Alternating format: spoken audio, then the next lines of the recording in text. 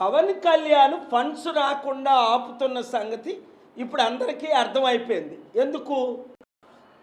Funds వస్తే, ప్రత్యేక హోదా వస్తే, రాష్ట్రంలో అభివృద్ధి జరిగితే, ఇచ్చిన వాగ్దానాలు ఇప్పుడు నెరవేర్చితే పవన్ కళ్యాణ్కి ఫ్యూచర్ లేదు, జనసేనకి ఫ్యూచర్ లేదు, మరలా టీడీపీకే ఫ్యూచర్ ఉంది. ఇప్పటికే టీడీపీ, జనసేన, బీజేపీ మీద పూర్తి వ్యతిరేకత ఉంది. 9-10 నెలల్లోనే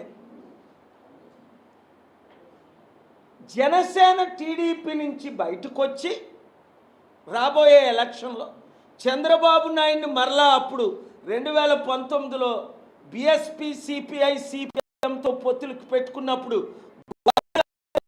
లోకేష్ని, మోదీ, పవన్ కళ్యాణ్ తిట్టడు. చంద్రబాబు తిడతాడు, టీడీపీని తిడతాడు, తన ఫ్యూచర్ చూసుకుంటున్నాడే తప్ప దానికి ఉదాహరణ ఇప్పుడు వస్తున్న ఫండ్స్ ఆపడం. లేదా ఎందుకు ఫండ్స్ తేలేకపోతున్నాడు పవన్ కళ్యాణ్? మోదీతో టీడీపీని కలిపిందే పవన్ కళ్యాణ్ కదా, నేను కాదు. దానికి ఒప్పందాలు ఒప్పుకొనే కదా మద్దతు ఇచ్చారు గెలిచిన తర్వాత. 2, ఇప్పుడు పిఠాపురంలో వర్మకు దేవుడి సాక్షిగా మొదట ఎమ్మెల్సీలోనే మీకు సీట్ ఇస్తానన్న చంద్రబాబు నాయుడు, పవన్ కళ్యాణ్ ఆయనకు మొండిజాయి చూపించి మోసం చేసి అబద్ధాలు ఆడి సొంత అన్న అయిన నాగబాబుకే కదా ఆ ఎమ్మెల్సీ టికెట్ పవన్ కళ్యాణ్ ఇప్పించాడు, చంద్రబాబు ఇచ్చాడు. ఇంకా ఇంతకంటే మీకు క్లారిటీ ఎక్కడ కావాలి చెప్పండి? నేను 2008 నుండి క్లియర్గా చెప్తున్నాను, చిరంజీవి, నాగబాబు, పవన్ కళ్యాణ్ ఇది కుటుంబ కుల కుట్ర పాలననే కులస్తులు వాళ్ళని నమ్మలేదు. అప్పుడు చిత్తుగా ఓడించారు 2009లో, ఇప్పుడు మరలా 2019లో చిత్తుగా ఓడించారు జనసేనని. బీజేపీ, ఆర్ఎస్ఎస్తో చేతులు కలిపి తన పోస్టు, తన పొజిషన్, తన ఫ్యూచర్, రాష్ట్రం ఎంత నాశనం అయిపోతుంది కళ్ళతో చూస్తున్నాం. 10 లక్షల కోట్ల అప్పు. కనీసం జగన్మోహన్ రెడ్డి లక్షల కోట్లు అప్పు చేసి డైరెక్ట్గా 20 మంది డిపార్ట్మెంట్లకి అకౌంట్లో డబ్బులు వెళ్ళిపోయాయి.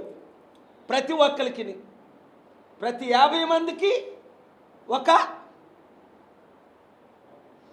వాలంటీర్. ఎంతమంది వాలంటీర్లు? 2 లక్షల మంది. పవన్ కళ్యాణ్ ఏమన్నాడు? నేను ఆడపిల్లల కడుపు కొట్టను. చంద్రబాబు నాయుడు మేము అధికారంలో రాగానే 5,000 రూపాయలు అమ్మా మహిళరా మీకు 10,000 చేస్తాము అన్నాడు. ఒక్కడికైనా 1 రూపాయిని ఇచ్చాడా? ఇవాళ 100 కోట్లు ఎలా సంపాదించుకున్నాడు పవన్ కళ్యాణ్? ఇది దోపిడీ కాదా? ఈ ఒక్క మీటింగ్కి అఫీషియల్గా ఖర్చు పెడుతుంది ఎక్కడి నుంచి 180 కోట్లు వస్తుందో నాకు తెలుసు. అనేక మందికి వెహికల్ పెట్టి, ఫుడ్ పెట్టి, మంది ఇచ్చి 1000 రూపాయలు ఎవరి ద్వారా ఇస్తున్నారో కొంత లీకేజ్ అయిపోయింది ఆల్రెడీ. సెంటర్ నుంచి ఎంత వస్తుంది, ఏ కంపెనీల నుంచి ఎంత వస్తుంది అంటే ఇది ప్రజల కొరకు పోరాడతానని 1% పోరాడొద్దా? తన కొరకు, అన్నయ్య చిరంజీవి కొరకు, అన్నయ్య నాగబాబు కొరకు ఇప్పటికైనా మనోనేత్రాలు తెరవండి. ఎందుకు నేను చెప్తున్నాను? నాకు చిరంజీవి, పవన్ కళ్యాణ్ వాళ్ళ తండ్రి చనిపోయినప్పుడు పిలిస్తే వెళ్ళి దీవెనలు ఇచ్చా. ఇది ఎందుకు చెప్తున్నానంటే 6 కోట్ల ఆంధ్రులను కనీసం వచ్చే ఎలక్షన్లోనైనా కాపాడి ప్రజాశాంతి పార్టీని అధికారంలో తీసుకురావడానికి. లేదా 10 లక్షల కోట్ల అప్పు 20 లక్షల కోట్లు అవుతుంది. మరలా వచ్చే ఎలక్షన్లో కూడా ఈ చిరంజీవి, పవన్ కళ్యాణ్, నాగబాబుని నమ్మి రాష్ట్రం సర్వనాశనం అయిపోద్ది. వీళ్ళు బీజేపీ కుమ్మక్కాయి. అందుకనే చంద్రబాబు నాయుడు గారు మేల్కొనండి. ఎందుకంటే పవన్ కళ్యాణ్ నడిపిస్తుంది ఎవరు? నాదెండ్ల మనోహర్. నాదెండ్ల మనోహర్ ఎవరు? నాదెండ్ల భాస్కర్ రావు కొడుకు. నాదెండ్ల భాస్కర్ రావు ఎవరు? ఎన్టీ రామారావు గారికే వెన్నుపోటు పొడిచి ముఖ్యమంత్రి 30 రోజులైన ముఖ్యమంత్రి. ఇంతకంటే ఇంకా ఎంత స్పష్టంగా చెప్పాలి? మీడియా మిత్రులారా, మీడియా ఓనర్స్లారా, ఫ్రంట్ పేజ్లో వేసుకోండి. రాష్ట్రాన్ని దేశాన్ని కాపాడండి. ప్రజాశాంతి పార్టీయే దిక్కని రాత్రనక పగలనక రైతుల కొరకు, నిరుద్యోగుల కొరకు, ఉద్యోగుల కొరకు, మహిళల కొరకు, పిల్లల కొరకు, అనాథుల కొరకు ఫైట్ ఇచ్చి కోర్టులో ఫైట్ చేస్తున్నాడు. డబ్బులు తీసుకొస్తానంటే వీళ్ళు కలవరు. ప్రపంచంలో డబ్బు ఎక్కువైపోయింది, రాష్ట్రంలో దరిద్రం ఎక్కువైపోయింది. వీళ్ళు తేలేరు, నన్ను తేనెవరు.